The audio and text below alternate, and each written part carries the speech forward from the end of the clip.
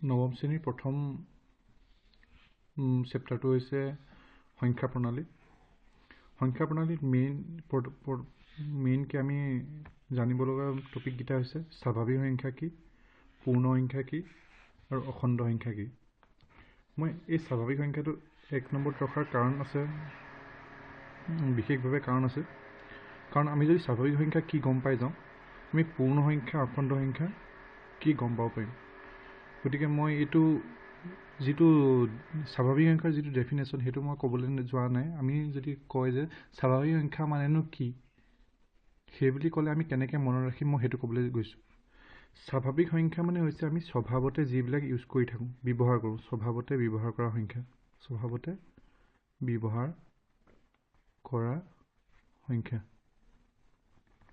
মানে আমি যদি কিবা টেবুল এখন জুখিবলৈ হয়, টেবুলখনৰ জোখটো পাম আমি 10 চেণ্টিমিটাৰ বা 10 মিটাৰ তেনেকৈ পাম, বা 1 মিটাৰো পাব পাৰোঁ, 2 মিটাৰ পাব পাৰোঁ।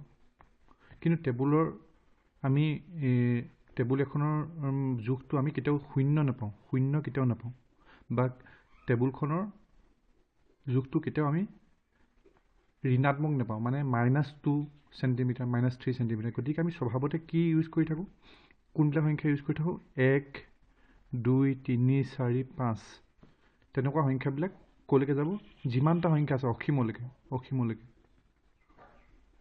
অসীমলৈ। গতিকে আমি স্বভাৱতে যিবিলাক সংখ্যা ইউজ কৰি থাকোঁ সেইবিলাকেই হৈছে স্বাভাৱিক সংখ্যা। গতিকে মনত কেনেকৈ ৰাখিম, স্বভাৱতে ব্যৱহাৰ কৰা সংখ্যাবিলাক স্বাভাৱিক সংখ্যা।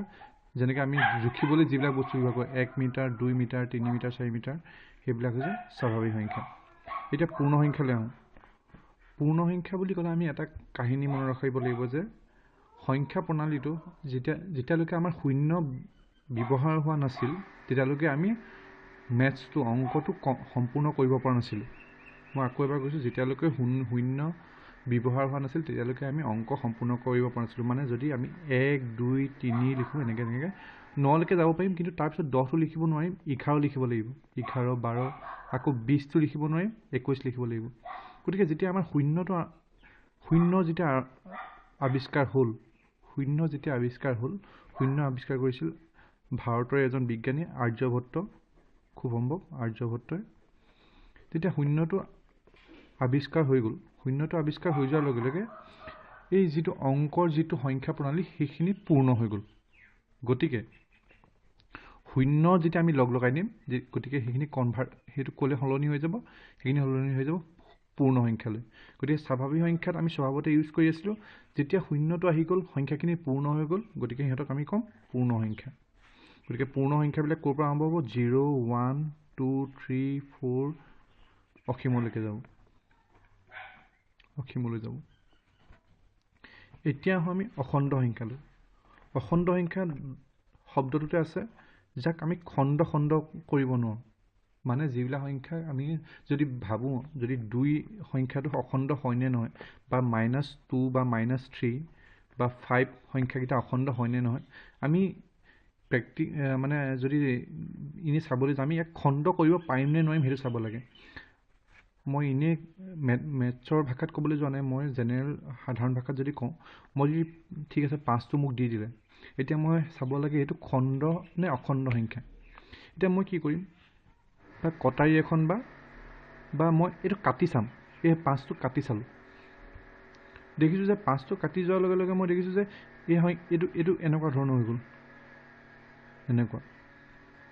গতিকে এইটো কি হ'ব, এইটো সংখ্যাত আমি এতিয়া পঢ়িব পাৰিছোঁ জানো, এইটো কি সংখ্যা আমি গম পোৱা নাই। গতিকে এইটো কটাৰ পিছত আকৌ আমি বেলেগ সংখ্যা পোৱা নাই, গতিকে এইটো অখণ্ড সংখ্যা। 2টোক কাটি চাওঁ, 2টো এনেকুৱা হৈ গৈছে, গতিকে এইটো ইয়াৰ পিছত কি সলনি হ'ল আমি গম পোৱা নাই, গতিকে এইটো হ'ব অখণ্ড সংখ্যা। গতিকে অৰ্থাৎ ইহঁতক যদি আকৌ -2টোকো কাটি চাওঁ, -2টোকো কাটি চালেও এনেকুৱা হ'ব। গতিকে আমি এইবিলাক সংখ্যা কাটিলেও মানে আমি নতুনকৈ এটা সংখ্যা নাপাওঁ। মই এইটো ধৰিবলৈ পোৱা নাই যে 5 ডিভাইডেড বাই 1, মানে এইটো এনেকৈ ধৰিবলৈ পোৱা নাই। মই কৈছোঁ যে জাষ্ট আমি যিহেতু 5/1টোক কেনেকৈ লিখিব পাৰোঁ, 5, 2/1টোক 2 হিচাপে লিখিব পাৰোঁ। মই সেইবিলাক সংখ্যাৰ কথা কৈ আছোঁ। গতিকে সেইবিলাক সংখ্যা যদি আমি কাটোঁ, 5, 2 3 শূন্যকো যদি কাটো শূন্যকো কাটিলেও আমি এনেকৈ পাম গতিকে এইবিলাকে বেলেগ এটা সংখ্যা নিদিয়ে গতিকে এইবিলাক হ'ব অখণ্ড সংখ্যা যদি কোনবিলাক এটা খণ্ড সংখ্যা খণ্ড সংখ্যাবিলাক চাওঁ আমি 2/3 সংখ্যাটো আছে গতিকে আমি কাটি দিলোঁ মাজেদি কি কৰিলোঁ কটাৰী এখনে বা এনেকৈ কাটি দিলোঁ গতিকে আমি দেখিছোঁ 2 এটাও পালোঁ 3 এটাও পালোঁ গতিকে এইটো কি হ'ব খণ্ড সংখ্যা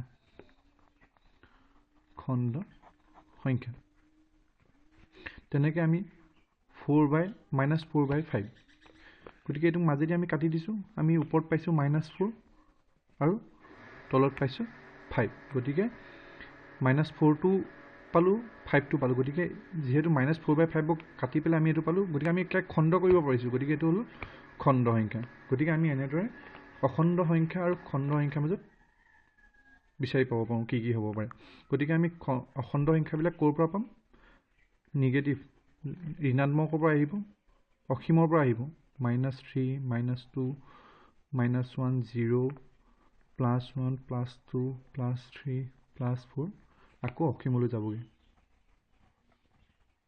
গতিকে মই কোৱা ধৰণে যদি মনত ৰখোৱা যায় প্ৰথমতে আমি কৈছোঁ স্বাভাৱিক সংখ্যাৰ কথা মনত ৰাখিম স্বাভাৱিক সংখ্যা যিবিলাক স্বভাৱতে ইউজ কৰি থাকোঁ পূৰ্ণ সংখ্যা যেতিয়া স্বাভাৱিক সংখ্যাবিলাকত শূন্য অহা নাছিল তেতিয়ালৈকে সংখ্যাবিলাক পূৰ্ণ হোৱা নাছিল গতিকে যদি স্বাভাৱিক সংখ্যা হৈ আছিল কিন্তু যেতিয়া শূন্য আহি গ'ল আমি সংখ্যাবোৰ সম্পূৰ্ণৰূপে লিখিব পৰা হ'ল সেইকাৰণে সিহঁতক কয় পূৰ্ণ সংখ্যা আকৌ অখণ্ড সংখ্যা যিবিলাক সংখ্যা আমি কাটিলে আকৌ নতুনকৈ এটা সংখ্যা নাপাওঁ বা অংক নাপাওঁ গতিকে সেইবিলাকক ক'ব অখণ্ড সংখ্যা গতিকে এইটো কথা মই বুজিবৰ কাৰণে সঁচা মিছা লিখাটো দিছোঁ প্ৰতিটো পূৰ্ণ সংখ্যাই এটা স্বাভাৱিক সংখ্যা ফাৰ্ষ্ট আমি পূৰ্ণ সংখ্যা বুলি জানিব লাগিব মই কৈছোঁ পূৰ্ণ সংখ্যা মানে কি যেতিয়া শূন্যটো আহিলে পূৰ্ণ হৈ গ'ল গতিকে পূৰ্ণ সংখ্যাবিলাক 0 1 2 3 তাৰপৰা ষ্টাৰ্ট আছে আকৌ স্বাভাৱিক সংখ্যা মানে কি স্বাভাৱিক সংখ্যা মানে হৈছে আমি যিবিলাক স্বভাৱতে ইউজ কৰি থাকোঁ মানে 1 2 3 4 5 গতিকে আমি দেখিছোঁ যে পূৰ্ণ সংখ্যাত শূন্যটো আছে কিন্তু স্বাভাৱিক সংখ্যাত শূন্যটো নাই গতিকে শূন্যটো পূৰ্ণ সংখ্যা কিন্তু শূন্যটো স্বাভাৱিক সংখ্যা নহয় গতিকে এইটো হ'ব অশুদ্ধ এইটো মিছা হ'ব এতিয়া আমি আকৌ দ্বিতীয়টোলৈ আহোঁ প্ৰতিটো অখণ্ড সংখ্যাই এটা পূৰ্ণ সংখ্যা এতিয়া আমি প্ৰথমতে যাওঁ অখণ্ড সংখ্যা মানে মই কৈছিলোঁ যে যাক আমি কাটিলেও নতুনকৈ এটা আকৌ সংখ্যা নাপাওঁ গতিকে অখণ্ড সংখ্যাবিলাক কি 0 1 2 3 এইফালে যাব আকৌ -1টো কাটিলেও আমি আকৌ নতুনকৈ সংখ্যা এটা নাপাওঁ -2 -3 গতিকে অখণ্ড সংখ্যাবিলাক 0ৰ পৰা ধনাত্মক দিশতো গৈছে এইফালে ধনাত্মক আৰু এইফালে ঋণাত্মক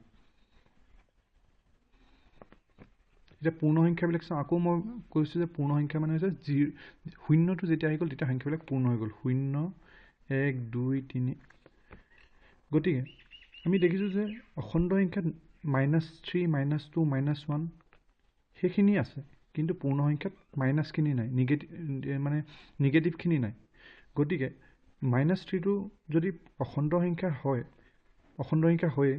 কিন্তু -3টো পূৰ্ণ সংখ্যা হ'ব নোৱাৰে গতিকে প্ৰত্যেকটো অখণ্ড সংখ্যাই আমাৰ পূৰ্ণ সংখ্যা নহয় গতিকে এইটো দিয়া আছে যে প্ৰতিটো অখণ্ড সংখ্যা এটা পূৰ্ণ সংখ্যা গতিকে এইটো হ'ব মিছা আকৌ চাওঁ এইটো আহিলে পৰিমেয় সংখ্যাৰ কথা মই পৰিমেয় সংখ্যাৰ কথা পিছত ডিছকাছ কৰিম পাছৰ লেচনটোত গতিকে আৰু এটা কথা আহোঁ আমি ইয়াত ক্লাছ 9ৰ এটা দিয়া আছে প্ৰতিটো পূৰ্ণ সংখ্যা এটা স্বাভাৱিক সংখ্যা সেইটো আমি কথা পাতিলোঁ এইটো পৰিমেয় সংখ্যাৰ কথা দিয়া আছে মই পিছৰ চেপ্টাৰত ডিছকাছ কৰিম